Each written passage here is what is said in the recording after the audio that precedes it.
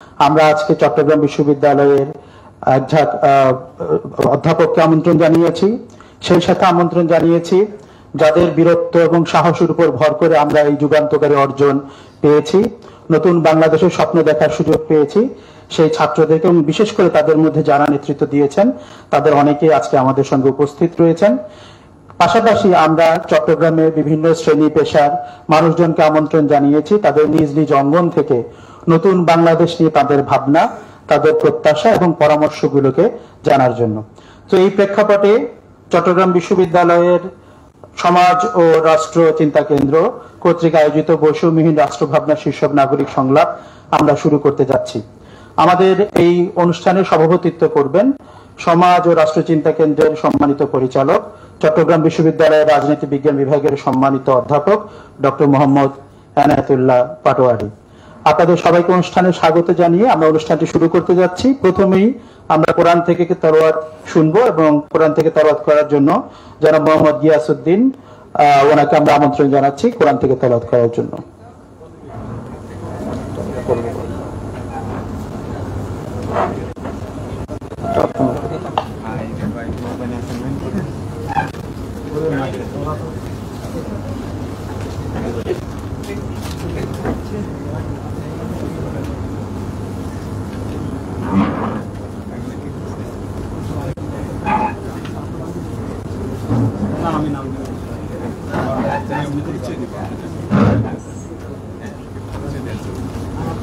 জনাব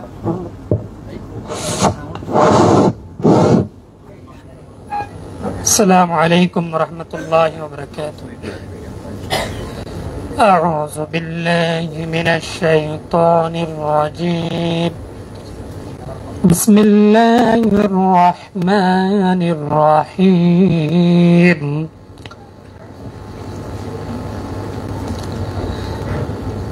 سبح لله ما في السماوات وما في الأرض وهو العزيز الحكيم.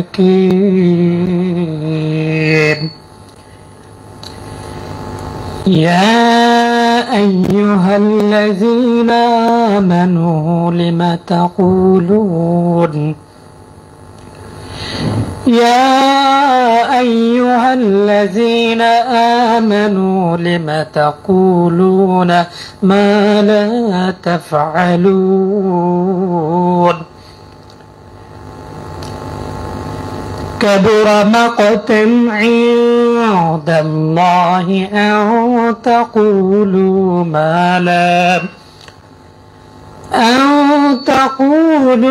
ما لا تفعلون إن الله يحب الذين يقاتلون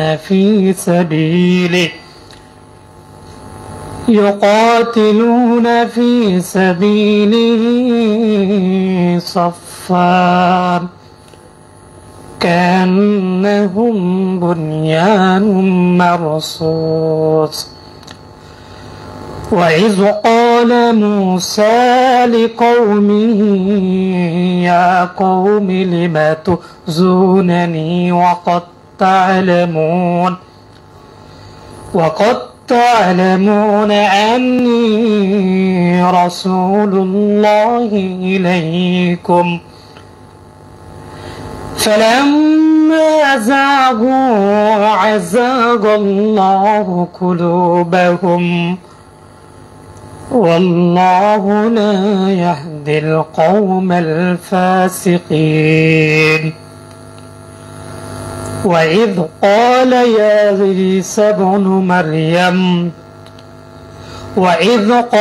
عيسى بن مريم يا بني إسرائيل إني رسول الله إليكم مصدقا لما بين يدي من التوراة ومبشرا برسول يأتي من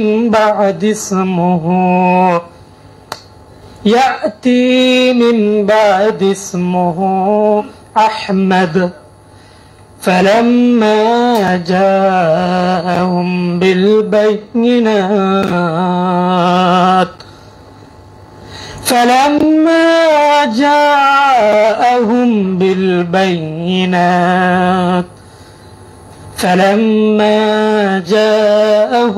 بالبينات قالوا هذا سحر مبين صدق الله العلي العظيم.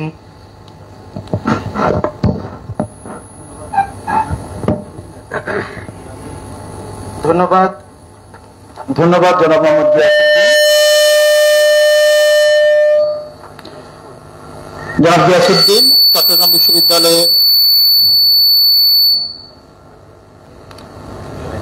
গিয়াসউদ্দিন চট্টগ্রাম বিশ্ববিদ্যালয়ের আরবি বিভাগের স্নাতকোত্তর পর্যায়ের ছাত্র। আবারও ধন্যবাদ জানাচ্ছি আমাদের পক্ষ থেকে।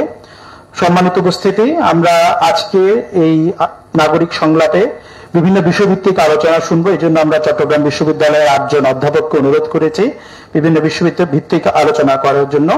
এগুলোর মধ্যে থাকবে মানবাধিকার, গণতন্ত্র, অর্থনৈতিক সংকট, সরকারি দপ্তর ও তাতে নাগরিক সেবা, অর্থনৈতিক চালচিত্র, উচ্চশিক্ষা, তারপরে শিক্ষানীতি এবং চতুর্থ শিল্প বিপ্লবের সংক্রান্ত আমাদের যে চ্যালেঞ্জ সামনে রয়েছে, এই ধরনের অনেকগুলো বিষয় নিয়ে আমরা নির্ধারিত বক্তব্য শুনবো। তবে তার আগে সামগ্রিক বিষয়টি নিয়ে সমাজ ও রাষ্ট্রচিন্তা কেন্দ্রের যে উপলব্ধি সেই বিষয় নিয়ে ধারণাপত্র উপস্থাপন করবেন এর সম্মানিত পরিচালক, চট্টগ্রাম বিশ্ববিদ্যালয়ের রাজনীতি বিজ্ঞান বিভাগের সম্মানিত অধ্যাপক ডক্টর গিয়াসউদ্দিন এনায়েতুল্লাহ পাটোয়ারী।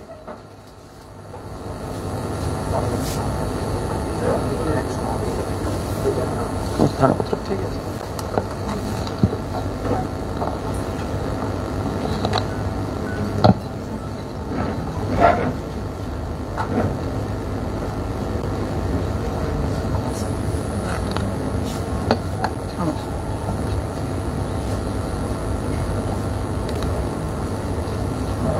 ফয়সাল, তুমি এগুলো দিয়ে দাও আমাদের শিক্ষকদেরকে এবং অতিথিদেরকে।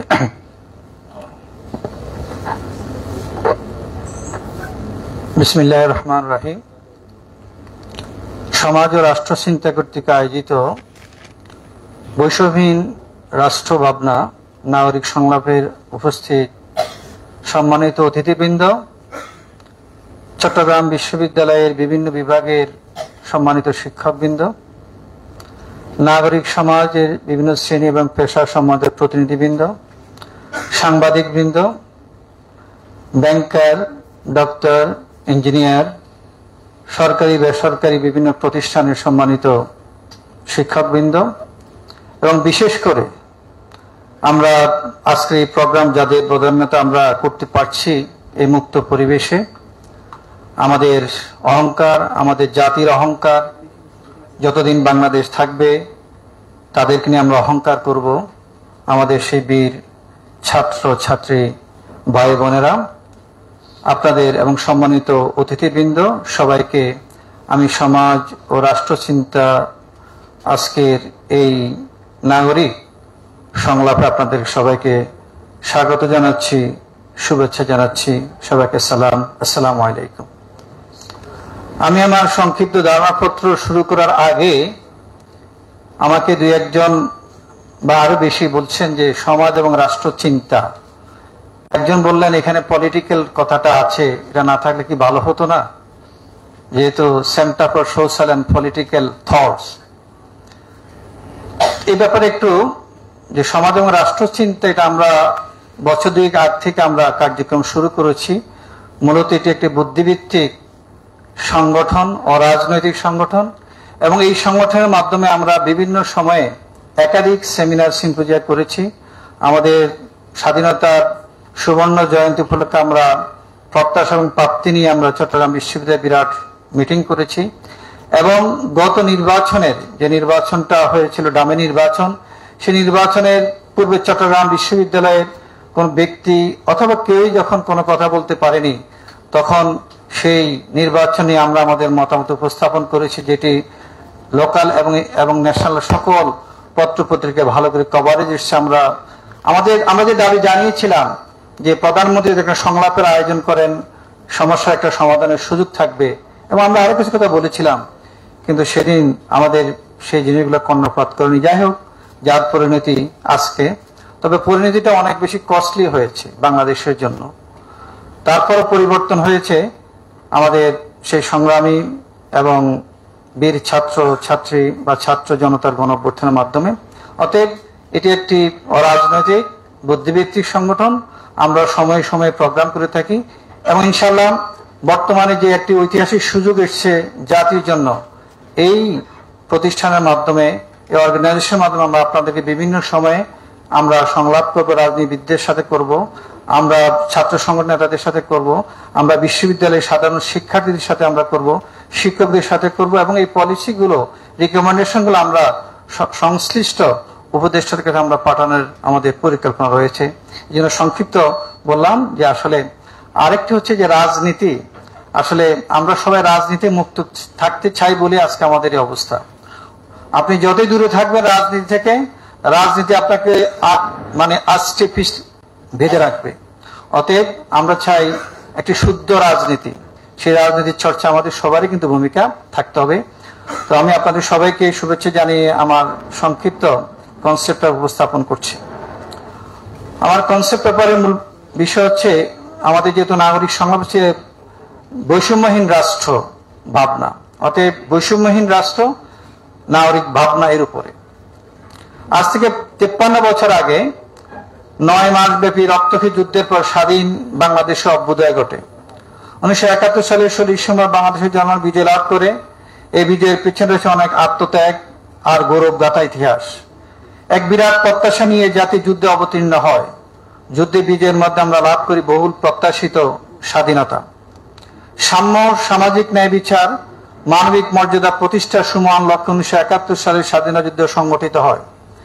পাকিস্তান আমলে আমরা অর্থনৈতিকভাবে বৈষম্যের শিকার হয়েছি, রাজনৈতিক নিপীড়ন ও সাংস্কৃতিক আগ্রাসনের শিকার ছিলাম।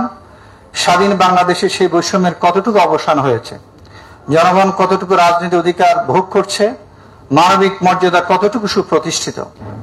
সামগ্রিকভাবে আয় বৈষম্য বেড়েছে, দুর্নীতিতে আমাদের অবস্থান খুব নাজুক পর্যায়ে।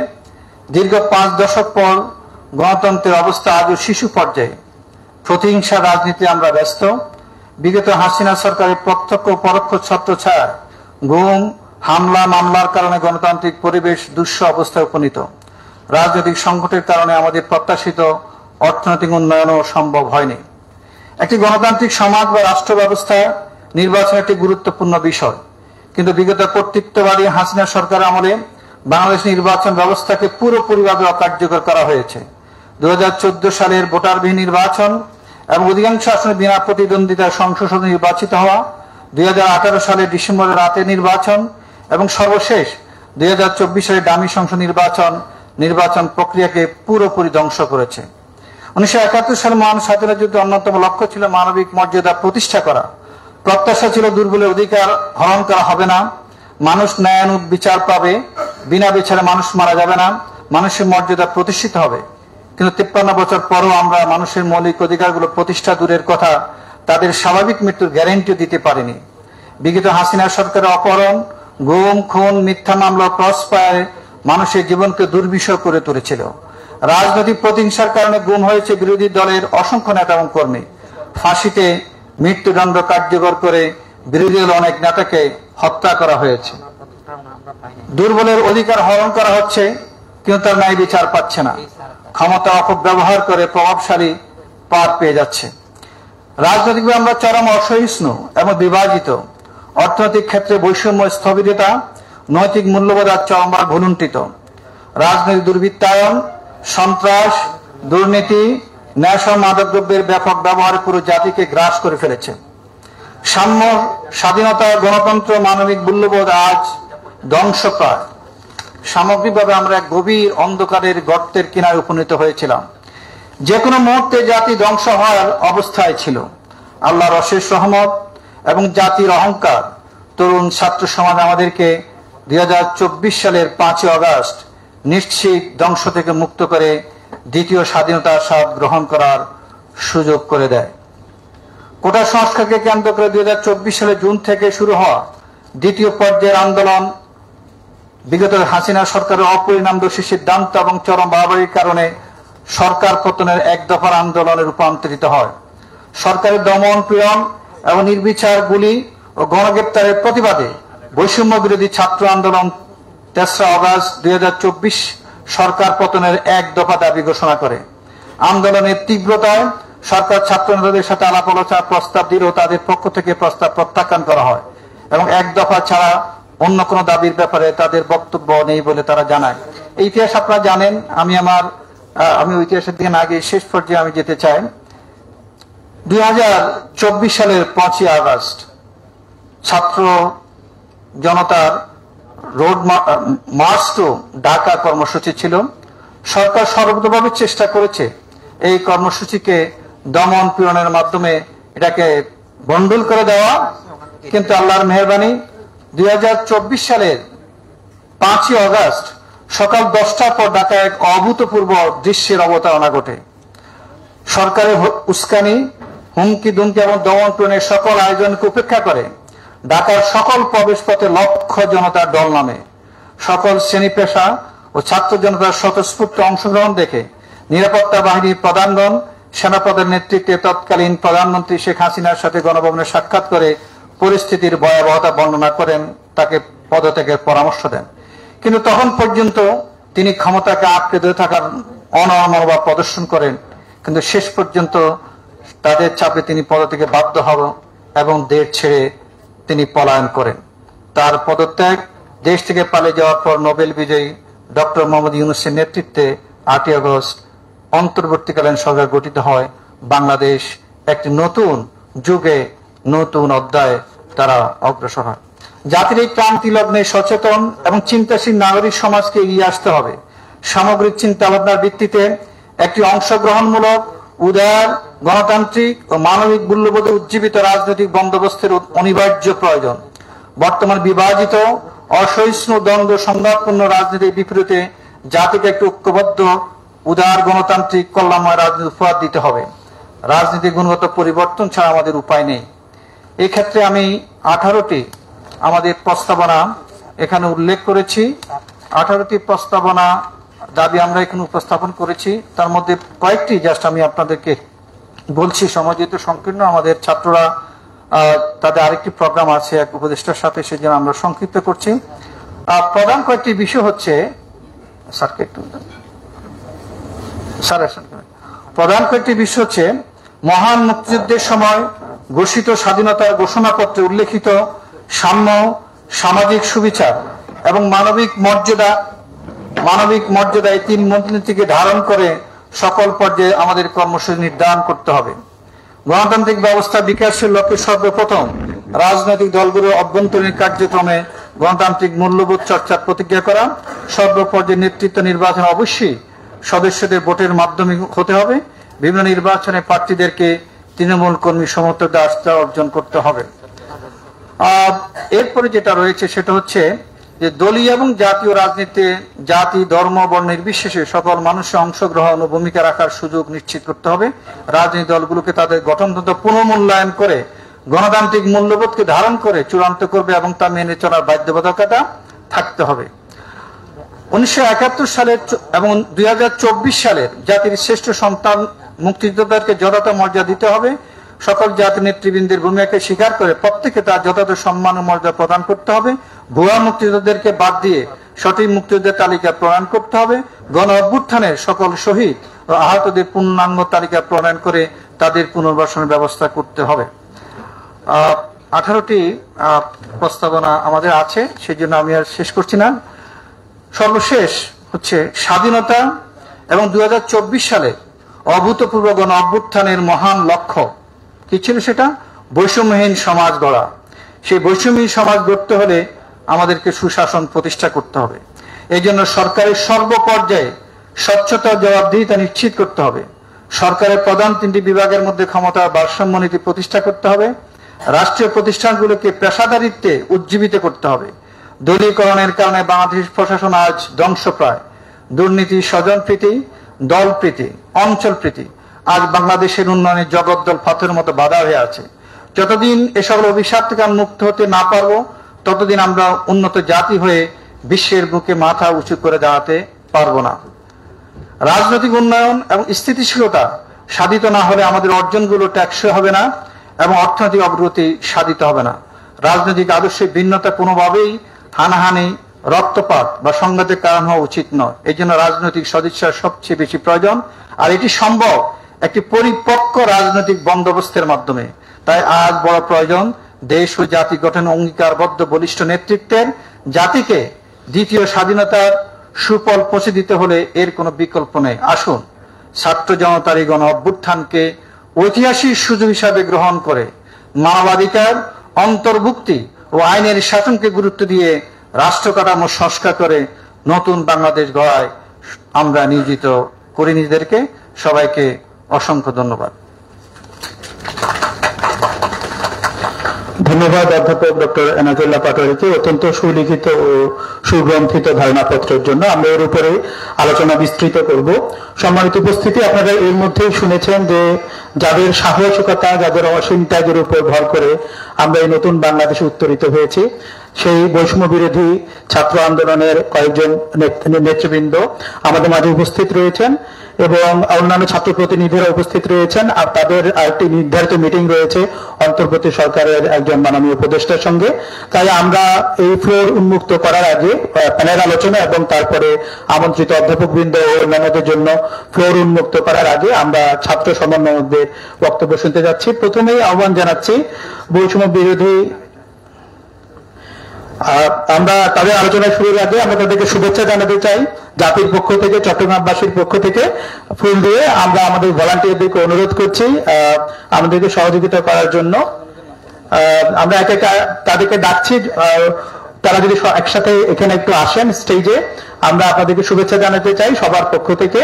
আমাদের মাঝে উপস্থিত আছেন মোহাম্মদ আলী, ফজলুল হক, জনাব মুজাহিদুল ইসলাম, জনাব আমিনুল হক পিয়াস, জনাব দিনার, জনাব আফসার, জনাব আব্দুল আউয়াল, জনাব রাসেল আহমেদ, জনাব ইয়াসির আরাফাত এবং খান তালাক মাহমুদ রাফি আর শুভেচ্ছা গ্রহণ করার জন্য এখানে।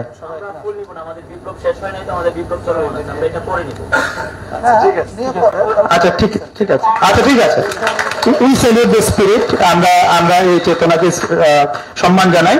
ঠিক আছে, আমরা এই চট করে এখন একটু দ্রুত তাদের আলোচনার কাছে চলে যাই, যেহেতু তাদের জন্য সময়টা সংক্ষিপ্ত। আমরা প্রথমে আহ্বান জানাচ্ছি জনাব রাসেল আহমেদ, সমন্বয়ক বৈষম্য বিরোধী ছাত্র আন্দোলনকে, তার বক্তব্য উপস্থাপনের জন্য। এরপরে আমরা খান তালাক মাহমুদ রাফির কাছে চলে যাব তার কথা শোনার জন্য, এবং অন্যান্য আরো কয়েকজনের বক্তব্য শোনার চেষ্টা করব ইফ টাইম পারমিটস। আসসালামু আলাইকুম, আমি রাসেল আহমেদ, কেন্দ্রীয় সমন্বয়ক বৈষম্য বিরোধী ছাত্র আন্দোলন। আপনাদেরকে দ্বিতীয় স্বাধীনতা সংগ্রামের শুভেচ্ছা জানাচ্ছি এবং আমি আপনাদের কাছে অনুরোধ রাখবো, আপনারা কেউ আমাদেরকে নেতৃবৃন্দ বলবেন না। আমরা আপনাদের সন্তান এবং আমরা সাধারণ শিক্ষার্থী হিসেবে কাজ করে যাব। আমরা যে স্বাধীনতা অর্জন করেছি সেটাকে টিকিয়ে রাখার জন্য এবং আমাদের স্বাধীনতার সাফল্যকে অটুট রাখার জন্য ঐক্যবদ্ধ হয়ে কাজ করতে হবে। সবচেয়ে যে গোড়া, আপনারা সবাই জানেন, দুর্নীতি হলো আমাদের বাংলাদেশের ক্যান্সার। তো আমরা যদি দুর্নীতিকে নির্মূল করতে পারি, সেটা হোক শিক্ষাক্ষেত্র থেকে, অর্থনৈতিক যে সমস্যাগুলো আছে সেখান থেকে, কিংবা আমাদের রাষ্ট্রের সমস্ত জায়গায় যেখানে দুর্নীতি আছে, আমরা যদি এটা দূর করতে পারি, তাহলে আশা রাখবো আমাদের রাষ্ট্র একটা সুন্দর এবং সমৃদ্ধশালী রাষ্ট্র হিসেবে গড়ে উঠবে। আসলে আমি বেশি কিছু বলতে পারি না, আপনাদের সন্তান, আপনাদের সামনে দাঁড়িয়ে আছি, বলার ভাষা নাই। তবে আমরা বৈষম্য ছাত্র আন্দোলনের পক্ষে বাংলাদেশের আপামর জনতা সহ সকল পেশাজীবী মানুষকে আহ্বান করব, তারা যেন সবাই ঐক্যবদ্ধ হয়ে দলমত আমাদের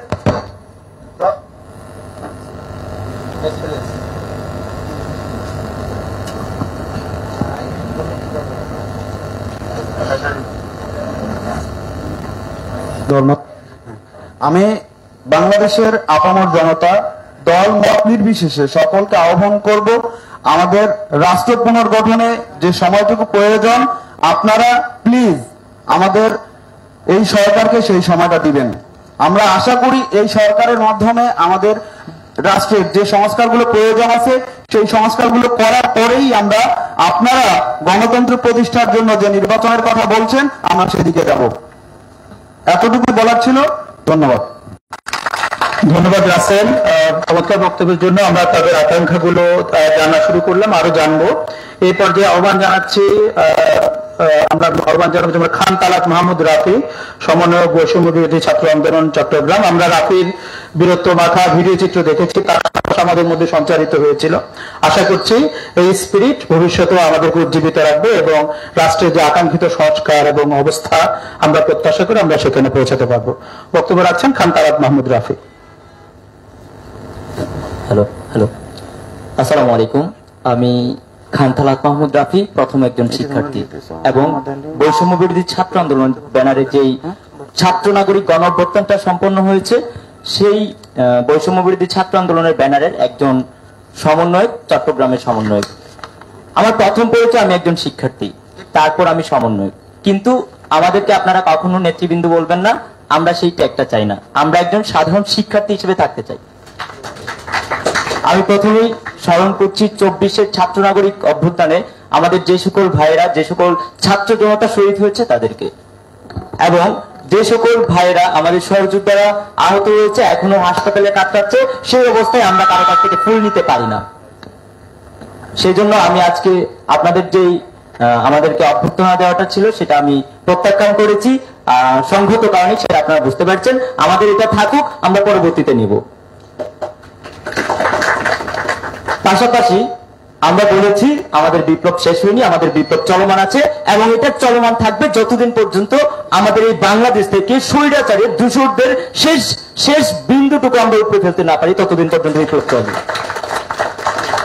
আমাদের এই আন্দোলনের মূল লক্ষ্য হচ্ছে আমরা একটা বৈষম্যহীন রাষ্ট্র প্রতিষ্ঠা করব এবং আমাদের সেই বৈষম্যহীন রাষ্ট্র পুনর্গঠনের জন্য দল মত নির্বিশেষে সকল শ্রেণী পেশার মানুষদেরকে আমরা সবাই একসাথে যখন কাঁধে কাঁধ মিলিয়ে ঐক্যবদ্ধ হয়ে কাজ করব, তখন যে কোনো দুর্নীতি, যে কোনো বৈষম্য, যে কোনো অন্যায়, যে কোনো অবিচার আমরা রুখে দিতে সক্ষম হব। ইতিমধ্যে আপনারা দেখেছেন যখন বাংলাদেশের ছাত্র জনতা সকল শ্রেণী পেশার মানুষ আমরা এক হয়ে তাদের কাঁধ মিলিয়ে রাজপথে নেমেছি, তখন কিন্তু যারা 16 বছর যাবৎ আমাদেরকে অনেকভাবে শোষণ, শাসন, বঞ্চনার শিকার করছিল তাদেরকে কিন্তু আমরা প্রতিহত করতে পেরেছি এবং সব শেষে এই খুনি হাসিনা, স্বৈরাচারী হাসিনা দেশ থেকে পালাতে বাধ্য হয়েছে। তাই আমরা যদি সবাই এভাবে কাঁধে কাঁধ মিলিয়ে কাজ করি, আমরা আমাদের সুন্দর সোনার বাংলার স্বপ্ন সফল করতে পারবো। আমরা যেই বাংলাদেশের স্বপ্ন দেখি সেই বাংলাদেশ সফল করার জন্য আমাদেরকে কাঁধে কাঁধ মিলিয়ে কাজ করতে হবে। একটা জায়গায় কিছু প্রশ্ন এসেছে, নির্বাচন নির্বাচন নির্বাচন, 16 বছর কেটে গেছে, আপনারা কি করেছেন, আমাদের প্রশ্ন জাগে তখন। তাই আপনাদেরকে বলবো, আপনারা আমাদেরকে কোনো সময় কখনো টাইম ফ্রেম বেঁধে দিবেন না। যদি আপনারা আমাদেরকে কোনোভাবে টাইম ফ্রেম বেঁধে দেন, আমরা ধরে নেব সেটা আপনারা আমাদেরকে আলটিমেটাম দিচ্ছেন। আর বাংলাদেশের ছাত্র জনতা সবসময় আপনাদের আলটিমেটাম গ্রহণের জন্য প্রস্তুত আছে। আমি আবারও বলতে চাই, আমাদের যে সকল প্রত্যেকটা সেক্টরে আমাদের এখনো এই স্বৈরাচারী দোসরদের আধিপত্য আছে, স্বৈরাচারী দোসররা এখনো আছে, স্বৈরাচারী দোসররা এখনো আছে। আমরা চাই প্রত্যেকটা সেক্টর থেকে, প্রত্যেকটা জায়গা থেকে এই স্বৈরাচারী দোসরদেরকে দূর করতে হবে। যখন আমরা প্রত্যেকটা জায়গা থেকে এই স্বৈরাচারী দোসরদেরকে দূর করতে পারবো, তখন আমাদের সোনার বাংলার যে স্বপ্নটা আছে সেই স্বপ্নটা আমরা সহজেই বাস্তবায়ন করতে পারবো। যদি আমরা আমাদের এই দোসরদেরকে দূর করতে না পারি, তাহলে আমরা যেই সোনার বাংলার স্বপ্ন দেখি সেই সোনার বাংলার স্বপ্ন সফল হবে না, অর্থাৎ আমাদের বিপ্লব ব্যাহত হবে। তাই আমরা বলবো, আমরা সবাই একসাথে কাঁধে কাঁধ মিলিয়ে, পায়ে পা মিলিয়ে সবাই একসাথে এগিয়ে যাব এবং যে কোনো প্রতিকূলতা আসলে আমরা সবাই মিলে মোকাবেলা করব। আর আপনারা জানেন, এখনো বাংলাদেশের ছাত্র জনতা আমরা সবাই রাজপথে আছি, যে কোনো পরিস্থিতি মোকাবেলা করতে আমরা প্রস্তুত আছি, যে কোনো সময় যে কোনো ভাবে আমরা আমাদের অস্তিত্বের জানান দিচ্ছি। তাই আমাদের যে বিপ্লব আছে সেই বিপ্লব চলবে, বিপ্লব চলবে, বিপ্লব চলবে। আমরা সবাই একসাথে ঐক্যবদ্ধ হয়ে কাজ করবো ইনশাল্লাহ। আল্লাহ হাফিজ। ধন্যবাদ জনাব খান তালাত মাহমুদ রাফি চমৎকার স্পিরিটের একটি বক্তব্যের জন্য। এই পর্যায়ে আমন্ত্রণ জানাবো কিছু বলার জন্য জনাব মোহাম্মদ আলী, সমন্বয়ক বৈষম্য বিরোধী ছাত্র আন্দোলন। আসসালামু আলাইকুম ওয়া রাহমাতুল্লাহ। ধন্যবাদ জানাচ্ছি সমাজ ও রাষ্ট্র চিন্তা কেন্দ্রকে। আমাদের সময় শেষের দিকে, আমরা দ্রুত যেতে হবে, আমাদের একটা গুরুত্বপূর্ণ মিটিং আছে। স্যারদেরকে আন্তরিকভাবে ধন্যবাদ জানাচ্ছি, আজকের এই সুন্দর একটা আয়োজন করেছেন। যারা রাষ্ট্রকে নিয়ে চিন্তা করেন, আমাদের রাষ্ট্র গত 16 বছর একটি বৈষম্য পূর্ণ একটি রাষ্ট্র ছিল। আমরা ছাত্র জনতা গণ অভ্যুত্থানের মাধ্যমে একটি বৈষম্যহীন রাষ্ট্র গঠনের জন্য যে আপ্রাণ চেষ্টা করেছি, যে সংগ্রাম করেছি, ধারাবাহিক আন্দোলনের মাধ্যমে জীবন দিয়ে, রক্ত দিয়ে, জুলুম সহ্য করে এদেশের ছাত্র এবং জনতার গণ অভ্যুত্থান হয়েছে। এর মাধ্যমে আমরা একটি জগদ্দল পাথরকে এই দেশ থেকে তাড়াতে সক্ষম হয়েছি। এখনো আমাদের আগের বক্তা আমাদের রাফি বলেছিলেন, এখনো তাদের দোসররা দেশে বিভিন্ন রন্ধে রন্ধে অবস্থান করছেন। আমাদের বর্তমান যে গুরুত্বপূর্ণ কাজ, তাদের সেই দোসরদেরকে সেই জায়গা থেকে উৎখাত করা। ইনশাআল্লাহ আমরা আমাদের সেই সংগ্রাম, সেই প্রচেষ্টা চালিয়ে যাব যতক্ষণ পর্যন্ত ফেসিবাদ এবং খুনি হাসিনার দোসররা এদেশের কোন একটা জায়গায় থাকবে, ততক্ষণ পর্যন্ত আমাদের আন্দোলন শেষ হতে পারে না। সম্মানিত উপস্থিতি, আমি বলতে চাই আমাদের জি, এবং যারা আমাদের এই বৈষম্য বিরোধী আন্দোলনের হত্যাযজ্ঞ চালিয়েছে, তাদের সকলের বিচার আমরা সুনিশ্চিত করবো ইনশাআল্লাহ। সেক্ষেত্রে আপনাদের সবার অংশগ্রহণ চাই। আপনারা বিশ্ববিদ্যালয়ের শিক্ষক, বিভিন্ন পেশাজীবীরা এখানে উপস্থিত হয়েছেন। আপনাদের জায়গা থেকেও আমাদের আন্দোলনে যেভাবে আপনারা অংশগ্রহণ করেছিলেন, আমাদেরকে সামর্থ্য সহযোগিতা করেছিলেন, আমাদের সাথে একত্রতা পোষণ করেছিলেন, আমাদের এখনকার প্রচেষ্টায় আপনাদের অংশগ্রহণ আমরা আশা করি। আমাদের উদ্দেশ্য হচ্ছে যে বৈষম্য মুক্ত বাংলাদেশ গড়ার। আপনারা সেই চিন্তাকে, সেই উদ্দেশ্যকে সাধন করার জন্যই আজকের এই রাষ্ট্র চিন্তার পক্ষ থেকে যে নাগরিক সংলাপের আয়োজন করেছেন। আশা করি আমাদের সম্মানিত বুদ্ধিজীবী মহল যে পরামর্শ দিবেন, যে চিন্তা করবেন, এর মাধ্যমে একটি সুখী সমৃদ্ধ বাংলাদেশ গঠিত হবে ইনশাআল্লাহ। আমরা বলতে চাই, আমরা এমন একটা রাষ্ট্র গঠন করতে চাই যেখানে প্রত্যেক মানুষ তার প্রাপ্য অধিকার পাবে, সে তার যেটা প্রাপ্য সে সেটা পাবে। সবাই এখানে কোনো কি থাকবে না, রাজনৈতিক মতবাদ থাকতে পারে সবার, কিন্তু রাজনৈতিক মতবাদের কারণে একটা ছেলেকে ধরে নিয়ে জেলে পড়বে, এইটা তো সাম্য না, এইটা তো বৈষম্য পূর্ণ একটি রাষ্ট্র। আমরা চাই যেখানেই হোক, যেখানে বৈষম্য আছে সেখানে আমাদেরকে কুঠারাঘাত করতে হবে। সেজন্য আপনাদের পক্ষ থেকে আপনারা একটি সুচিন্তিত মতামত বা সুচিন্তিত চিন্তা প্রতিষ্ঠিত করবেন, বা সুচিন্তিত চিন্তা রাষ্ট্রের কাছে উপস্থাপন করবেন, যার মাধ্যমে আমাদের রাষ্ট্র আগামী দিনে একটি বৈষম্য মুক্ত রাষ্ট্র হবে বলে আশা করি। আপনাদের সবাইকে আন্তরিক ধন্যবাদ জানাচ্ছি আমাদেরকে সুযোগ দেওয়ার জন্য, এবং আপনাদের সাথে আমাদের সামনের দিনেও দেখা হবে ইনশাআল্লাহ। সবার জন্য দোয়া, আমাদের জন্য দোয়া করবেন। আমরা যেন আমাদের এই সংগ্রামে আমরা যেন আমাদের বিপ্লবকে সুপ্রতিষ্ঠিত করতে পারি, সেই তৌফিক আল্লাহর কাছে কামনা করে আমি আমার কথা শেষ করছি। আসসালামু আলাইকুম ওয়া রাহমাতুল্লাহ। ধন্যবাদ জনাব মোহাম্মদ আলীকে। অনেকগুলো সুন্দর পার্সপেক্টিভ উঠে আসছে, বিচার, স্বৈরশাসনের এলিমেন্টস এর প্রতিস্থাপন সহ অনেক কিছু। স্যার, আমাদের উপদেষ্টা মন্ডলীর সাথে একটু গুরুত্বপূর্ণ মিটিং আছে। অত্যন্ত দুঃখিত যে আমরা আপনাদের এই সুন্দর আয়োজনে আর থাকতে পারছি না। আমাদের সুন্দর দৃষ্টিতে দেখবেন, আমাদের এখনই যেতে হবে। আপনারা আমাদের জন্য দোয়া করবেন ইনশাআল্লাহ। আমাদের সংগ্রাম যেহেতু চলবে, দোয়া করবেন। ধন্যবাদ, আপনাদের উপস্থিতির জন্য অনেক অনেক ধন্যবাদ। আশা করছি আমরা সামনে আলোচনাগুলো তো আপনাদেরকে পাবো। প্যানেল আলোচনা শুরু করে দিই। আচ্ছা, ঠিক আছে।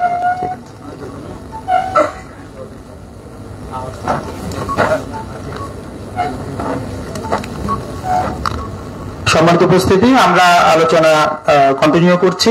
আমাদের নির্ধারিত পরিকল্পনা অনুযায়ী আমরা এখন বিভিন্ন বিষয়ভিত্তিক আলোচনায় সরাসরি প্রবেশ করব। তারপরে আমাদের চট্টগ্রাম বিশ্ববিদ্যালয় থেকে আমন্ত্রিত অন্যান্য অধ্যাপক বৃন্দ সহ চিকিৎসক, প্রকৌশলী, ব্যবসায়ী সহ আইনজীবী সহ সমাজের বিভিন্ন শ্রেণী পেশা যারা উপস্থিত রয়েছেন, এমনকি অন্যান্য ছাত্র যারা উপস্থিত রয়েছেন বিভিন্ন পর্যায়ে, তাদের জন্য ফ্লোর উন্মুক্ত থাকবে। ধর্মীয় নেতাদেরকে আমরা আমন্ত্রণ জানিয়েছি, তারাও কথা বলতে পারবেন। আমরা চাই যথাসম্ভব সবগুলো প্রেক্ষাপট থেকে, নিজ নিজ অবস্থান থেকে সমাজের বিভিন্ন শ্রেণী পেশার মানুষ এই দেশ নিয়ে, সামনে নতুন বাংলাদেশ নিয়ে তাদের ভাবনা, প্রত্যাশা, আকাঙ্ক্ষাগুলোকে এখানে মূর্ত করবেন, ডকুমেন্টেড করার জন্য আমাদেরকে সহযোগিতা করবেন।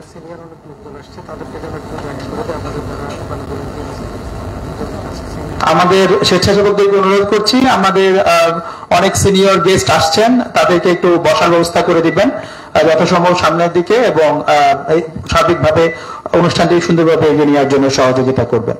সম্মানিত উপস্থিতি, আমরা তাহলে বিষয়ভিত্তিক আলোচনায় প্রবেশ করছি। সবার প্রথমে আমি আমন্ত্রণ জানাচ্ছি চট্টগ্রাম বিশ্ববিদ্যালয়ের আন্তর্জাতিক সম্পর্ক বিভাগের অধ্যাপক ডক্টর কামাল উদ্দিনকে মানবাধিকার ও গণতন্ত্র বিষয়ে তার বক্তব্য উপস্থাপনের জন্য।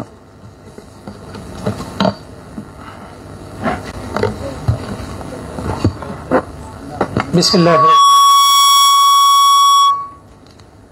বিসমিল্লাহির রহমান রহিম। সমাজ ও রাষ্ট্রচিন্তা কেন্দ্র চট্টগ্রাম বিশ্ববিদ্যালয় কর্তৃক আয়োজিত এই সময়ের সবচেয়ে যে বিষয়টি নিয়ে সবাই সবচেয়ে বেশি কথা বলছে, বৈষম্যহীন রাষ্ট্র, সেই বৈষম্যহীন রাষ্ট্র ভাবনা নিয়ে আজকের এই সেমিনার আয়োজন করবার জন্য আমি তাদেরকে ধন্যবাদ এবং কৃতজ্ঞতা জানাচ্ছি। আজকে অনেক শ্রেণী পেশা আমাদের যারা আছেন সবাইকে আজকে এখানে আমন্ত্রণ জানানো হয়েছে। আর আমাকে যে বিষয়ে কথা বলবার জন্য অনুরোধ করা হয়েছে সেটি হচ্ছে মানবাধিকার, গণতন্ত্র। আজকে যদি আমরা একটু বাংলাদেশের ইতিহাসের দিকে যদি তাকাই, আমরা ব্রিটিশ বিরোধী যে আমাদের আন্দোলন, প্রত্যেকটি আন্দোলন হয়েছিল আমাদের অধিকার রক্ষা করবার আন্দোলন। আমরা ওই রক্ষা করবার আন্দোলনে আমরা 1947 সালে পাকিস্তানের একটি অংশ হিসেবে আমরা ব্রিটিশ থেকে স্বাধীন হয়েছিলাম। আমরা স্বাধীন হওয়ার পর আমাদের অধিকার নিয়ে আবারই সিনেমেনে খেলেছিল তৎকালীন পাকিস্তানি শাসক গোষ্ঠী। আমাদের ছাত্র জনতা ধারাবাহিকভাবে তাদের আন্দোলন করে 1971 সালে মহান মুক্তিযুদ্ধের মাধ্যমে আমরা মানবাধিকার রক্ষা করবার কমিটমেন্ট দিয়ে যে মানবাধিকার ভায়োলেশন থেকে আমরা একটি নতুন রাষ্ট্রের চিন্তা করেছিলাম, সেই বাংলাদেশ নামক রাষ্ট্রটি আমরা পেয়েছি। আমরা আমাদের কনস্টিটিউশনের সবচেয়ে বেশি গুরুত্ব দিয়েছি মানবাধিকারকে। আজকে আমরা স্বাধীনতার 50 বছর পূর্তি করেছি অনেক জাঁকজমক ভাবে। আমরা উন্নয়নের অনেক গাল গল্প করেছি। আমাদের সেই উন্নয়নের ধারাবাহিকতায় একটি জিনিসকে আমরা কখনো প্রাধান্য দিইনি, সেটি হচ্ছে মানবাধিকার এবং গণতান্ত্রিক ব্যবস্থা। আমরা যখন 1971 সালে স্বাধীন হওয়ার পরে আমাদের দেশে কিন্তু সরকারের অভাব ছিল না। বিভিন্ন গ্রুপের, বিভিন্ন দলের শাসন আমরা দেখেছি। আমরা আমাদের আরো তত্ত্বাবধায়ক সরকার, সামরিক শাসন, বিভিন্ন নামে বেনামে আমরা অনেক সরকার দেখেছি, কিন্তু কোন সরকার আমাদের সমাজ থেকে বৈষম্য দূর করতে পারেনি। বৈষম্য আমাদের প্রসেসের ভিতরে ছিল। আমরা আমাদের সামাজিক ব্যবস্থা, সেই সামাজিক ব্যবস্থায় অসংখ্য মানুষকে কিন্তু ইনক্লুড করিনি। আমাদের রাষ্ট্র ব্যবস্থার মধ্যে আমরা ইনক্লুশন কখনো ধারণা দিইনি। আমি যদি ধারাবাহিকভাবে যদি দেখি, আমরা আমাদের সরকারি যে সংস্থাগুলোকে, সেই সংস্থাগুলোকে এমন ভাবে নেককার ভাবে ব্যবহার করেছি, সেই ব্যবহার করে আমাদের ক্ষমতাকে শক্তিশালী করবার চেষ্টা করছি। তার ধারাবাহিকতায় বাংলাদেশের রাজনৈতিক কালচারে গুম, খুন, আটক, আয়নাগরের মতো একটি গোষ্ঠীর একটি কারাগারে রূপান্তরিত করেছি। আজকে যদি আপনারা যদি দেখেন যেই ধরনের রিপোর্টেড মানবাধিকার ভায়োলেশন আমাদের দেশে হয়েছে, তার থেকে অসংখ্য ভায়োলেশন প্রতিনিয়ত হচ্ছে, সেগুলো জনগণের সামনে আসছে না। আজকে আমাদের ছাত্ররা তাদের অধিকার নিয়ে আন্দোলন করেছে। আজকে যদি আমরা যদি দেখি সেই মানবাধিকার ভায়োলেশনের সাথে আমি যদি আপনাদেরকে একটি প্রশ্ন করি যে আমাদের দেশে স্বাধীনতার পরেও মানবাধিকার ভায়োলেশন হয়েছে, কিন্তু মানবাধিকার ভায়োলেশনের চরম মাত্রা যদি কোথাও যুক্ত হয়ে থাকে, সেটি হচ্ছে সদ্য পলাতক আওয়ামী দুঃশাসনের আমলে। 2009 সালে গুমের সংস্কৃতি আমাদের এখানে তৈরি হয়েছে এক্সট্রা জুডিশিয়াল কিলিংকে হাইড করবার জন্য। যখন মানুষ এক্সট্রা জুডিশিয়াল কিলিংকে কন্টিনিউয়াস সমালোচনা করছে, তখন তারা নতুন সংস্কৃতি তৈরি করে মানুষকে তাদের মাঝে লুকিয়ে ফেলতো, বস্তা বেঁধে নদীতে ফেলে দিত, লাশ বেশে উঠত। অসংখ্য মানুষ এখনো কান্নাকাটি করছে, তাদের কেউ পিতাকে, কেউ আদরের স্বামীকে খুঁজে পাচ্ছে না। এই সংস্কৃতি আমরা তৈরি করেছি। তারা এই জায়গায় আমাদের করের টাকার বাহিনীকে ব্যবহার করেছে তাদের ক্ষমতাকে পাকাপোক্ত করবার জন্য। গত 15-16 বছরের দুঃশাসনকে নিয়ে আমি ব্যক্তিগতভাবে মানবাধিকার, গণতন্ত্র নিয়ে অসংখ্য রিসার্চ করেছি। সেখান থেকে দুটি বিষয় সবচেয়ে বেশি ফুটে উঠেছে। সেই বিষয় হচ্ছে আমরা বিচারহীনতার একটি সংস্কৃতি তৈরি করেছে মানবাধিকার ভায়োলেশন করবার জন্য। আমরা একটি সামরিক চিন্তাধারা পুলিশ এখানে তৈরি করেছি। র্যাবকে যখন সমালোচনা করি, র্যাব তখন মানুষকে কিলিং বন্ধ করে, পুলিশ সেখানে কিলিং আবার চালু করে, বিজিবি তখন কিলিং চালু করে, ছাত্রলীগের যারা নেতৃত্বে আছে তারা আবার হত্যা চালু করে। কারণ তাদের মানসিকতার ভেতরে একটি সামরিক মানসিকতা ডেভেলপ করেছে। তারা জনগণকে ওয়ান বুলেট ওয়ান ইনিমের মতো চিন্তা করে। এবং আরো একটি বিষয় ফুটে উঠেছে, সেটি হচ্ছে সরকারি প্রতিষ্ঠানগুলোতে কন্টিনিউয়াস করাপশন। আমরা যদি এই দুর্নীতিকে দেখি, আমরা দুর্নীতি শুধু টাকার বস্তা দিয়ে বিবেচনা করলে হবে না। এই দুর্নীতির কারণেই আজকে আমাদের এখানে বৈষম্য তৈরি হয়েছে। এই দুর্নীতির কারণে আমাদের পাবলিক অফিসগুলোকে প্রাইভেট গেইনে ব্যবহার করা হয়েছে, আমাদের গণতন্ত্রকে নষ্ট করে দিয়েছে। আমরা 3 বার স্বাধীন হয়েছি। আমরা এই নতুন স্বাধীনতার কথা বলছি। আমরা একবার ব্রিটিশ থেকে স্বাধীন হয়েছি, একবার পাকিস্তান থেকে, আবার বাংলাদেশি যেই দানব আমাদের উপর বসেছিল সেই স্বাধীন থেকে। আমাদের এই স্বাধীনতা কিন্তু জিওগ্রাফিক্যাল কোনো স্বাধীনতা নয়। এবারের স্বাধীনতা হচ্ছে আমাদের মনস্তান্ত্রিক হৃদয়ের স্বাধীনতা। এবারের স্বাধীনতা হচ্ছে গণতন্ত্র প্রতিষ্ঠা করার স্বাধীনতা। এবারের স্বাধীনতা হচ্ছে মানবাধিকারের স্বাধীনতা। আর এই স্বাধীনতার বীর সেনানী হিসেবে যারা ভূমিকা পালন করেছেন তারা হচ্ছে আমাদের ছাত্র জনতা। আজকে এই ছাত্র জনতাকে চরমভাবে মানবাধিকার লঙ্ঘনের শিকার হতে হয়েছিল। আপনি যদি দেখেন কিভাবে আবু সাইদকে হত্যা করা হয়েছে, কিভাবে ময়লার ট্রাক থেকে ছাত্রদের লাশ ফেলে দেওয়া হয়েছে। আমরা এই ধরনের সমাজ আর চাই না। গণতান্ত্রিক প্রসেস আমাদের এখানে আসবে, সাথে সাথে আমাদের প্রসেসের মধ্যে যেই ধরনের ডিসক্রিমিনেশন আছে, মানবাধিকার ভায়োলেশন আছে, সেই জায়গা থেকে আমরা উত্তরণ পেতে হবে। এই রাষ্ট্রকে ঠিক করবার জন্য বেশি কিছু দরকার নাই। বৈষম্যহীন রাষ্ট্র চিন্তার অন্যতম চিন্তা হচ্ছে এদেশের মানবাধিকারকে সুরক্ষা করা। এদেশ থেকে যত ধরনের মানুষের অধিকার নিয়ে অত চিৎকার চেঁচামেচি করবে না, মানুষ তার অধিকার পাবে। মানুষ যদি তার অধিকার পায় তাহলেই দেশ বৈষম্যহীন হবে। আমাদের ছাত্র আন্দোলন সেই জায়গায় কন্টিনিউয়াস কাজ করবে।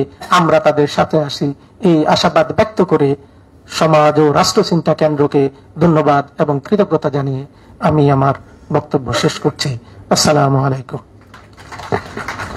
ধন্যবাদ প্রফেসর ডক্টর কামাল উদ্দিনকে। চমৎকার ভাবে যে প্রেক্ষাপটে আমরা এ ধরনের একটি রক্তক্ষয়ী সংঘর্ষে আমাদের ছাত্র জনতাকে জড়িয়ে পড়তে দেখেছি তা সুন্দরভাবে তুলে ধরেছেন এবং যে এসেন্স এই বিপ্লবের সম্পর্কে একটি ধারণা আমাদেরকে তিনি প্রদান করেছেন। সম্মানিত উপস্থিতি, আমরা অত্যন্ত সৌভাগ্যবান যে আজকে এই হাউস ফুল অফ অডিয়েন্স। আমরা চেষ্টা করব সর্বোচ্চ সংখ্যক মানুষের কাছ থেকে শোনার জন্য তাদের বক্তব্য, তাদের ভাবনা, এবং সেই জন্য আমি নির্ধারিত বিষয়ভিত্তিক আলোচনাকে আমরা একটু সংক্ষিপ্ত করার চেষ্টা করছি। যারা আলোচনা করবেন তাদেরকে অনুরোধ করছি যথাসম্ভব 5 মিনিটের মধ্যে বক্তব্য সম্পন্ন করার জন্য। এই পর্যায়ে আমরা আহ্বান জানাচ্ছি বক্তব্য রাখার জন্য চট্টগ্রাম বিশ্ববিদ্যালয়ের অর্থনীতি বিভাগের সম্মানিত অধ্যাপক ডক্টর সাইফুল ইসলামকে। তিনি বলবেন অর্থনৈতিক সংকট উত্তরণ কিভাবে এই বিষয়ের উপর।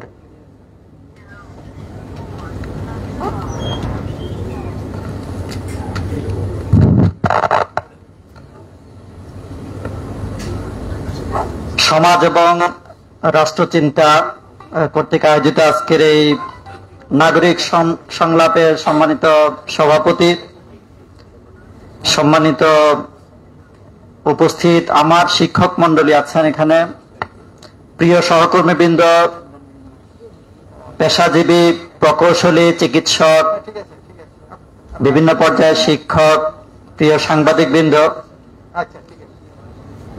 আসসালামু আলাইকুম। আমাকে একটি বিষয় নিয়ে আলোচনা করতে বলা হয়েছে, অর্থনৈতিক সংকট।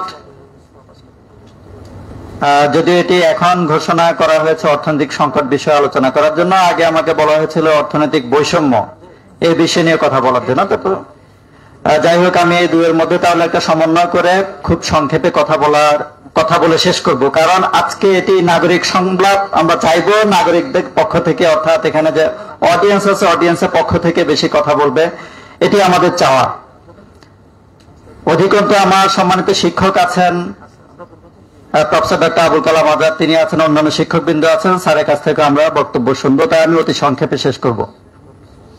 যদি অর্থনৈতিক সংকটের কথা বলি তাহলে বলবো বর্তমানে অর্থনীতি যে সংকটে পতিত, এই সংকট থেকে উত্তরণের জন্য আমাদেরকে সবাইকে কাঁধে কাঁধ মিলিয়ে, ওই যে বললো অসমানতা বলেছে, পায়ে পা কাঁধে কাঁধ মিলিয়ে কাজ করে যেতে হবে। এটি অত্যন্ত বাস্তব। একেবারে অর্থনীতি আছে খাদের কিনারে। কোন অর্থে অর্থনীতির দুটি মৌলিক নির্ধারক, একটি হচ্ছে ইনফ্লেশন অর্থাৎ মুদ্রাস্ফীতি, মূল্যস্ফীতি, আর আরেকটি হচ্ছে আউটপুট স্টেবিলিটি, যেটি মূলত নিয়োগকে বোঝানো হয়। এই দুটি মূল নির্ধারক, মূল ইন্ডিকেটর চরম অবস্থা আছে, যেটি আমরা পত্রপত্রিকার মাধ্যমে বুঝতে পারি, নিজের বাস্তব জীবন থেকেও বুঝতে পারি, বাজারে গেলে বুঝতে পারি যে দ্রব্য সেবার দাম কি অবস্থা। যদিও এই পতিত সরকার, আমি আমার বক্তব্যের শুরুতে এই সরকারকে উৎখাত করার জন্য যারা আন্দোলন করেছিল তাদেরকে তাদের আত্মার মাগফিরাত কামনা করছি, যারা শহীদ হয়েছে। 5 শতাধিক শহীদ হয়েছে, যদিও অফিসিয়াল হিসাব নিকাশ এখনো পুরোপুরি আসেনি।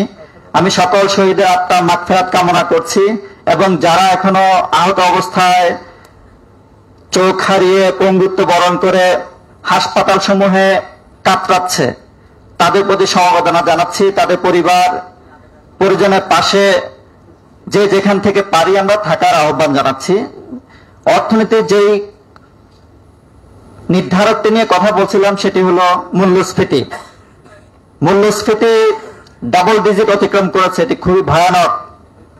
11%, 12%, এবং খাদ্যের মূল্যস্ফীতি 14%, যেটি কিনা রেড জোনে আছে এমনটি আন্তর্জাতিক সংস্থা থেকে বলা হয়েছে। এই অবস্থায় এর মূল সাফারার কারা সেটা আমরা বুঝতে পারি। এটি মূল সাফারার হলো সাধারণ মানুষজন। কারণ গত 15-16 বছর ধরে যারা টাকার পাহাড় গড়েছে তাদের কিন্তু এই মূল্যস্ফীতি তাদেরকে তেমন ভোগায় না, তাদের দুর্ভোগ নেই।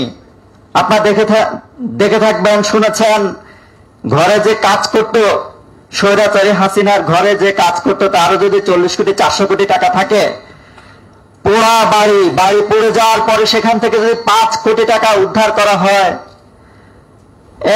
মানে কাজ শেষ ফর্মার সেক্রেটারি তার ঘর থেকে যদি কোটি কোটি টাকা উদ্ধার করা হয়, তাহলে বুঝতে পারেন আসলে এই মুদ্রাস্ফীতি তাদেরকে তেমন ভাবে ভোগায় না। দুর্ভোগ হলো আমাদের সাধারণ জনগণের যারা সীমিত আয়ের মানুষ।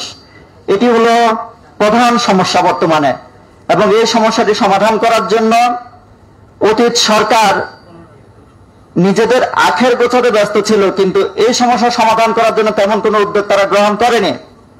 তারা বরাবরই যেটা করেছে, নিজেদের স্বার্থ সিদ্ধি হয় এমন সব কাজ করেছে। IMF অনেক আগে থেকে বলছিল, কিংবা অর্থনীতিবিদ তারা অনেক আগে থেকে বলেছিলেন সুদের হারের মধ্যে পরিবর্তন করার জন্য, কিন্তু তারা 9-6 সুদের হারের মধ্যে থেকে যায়। শেষ পর্যন্ত যা করেছে তাৎক্ষণিকভাবে সুদের হার বৃদ্ধি করা, এবং সেটি গিয়ে আবার বর্তমানে বিনিয়োগকে নেতিবাচকভাবে প্রভাবিত করছে। অর্থাৎ তারা এমন একটা সংকট আমাদেরকে ফেলেছে, এই সংকট থেকে উত্তরণের জন্য ডানে গেলে সমস্যা, বামে গেলে সমস্যা। তাই বর্তমানে যে উপদেষ্টা পরিষদ আছে, এই পরিষদে দেখবেন উপদেষ্টা মন্ডলীদের মধ্যে অনেকেই অর্থনীতিবিদ। তার পেছনে একটি অন্তর্নিহিত কারণ কিন্তু এটি, দেশ চরম একটি অর্থনৈতিক সংকটে আছে, সেই সংকট মোকাবেলা করার জন্য মূলত এরকম একটি চেষ্টা করা হচ্ছে।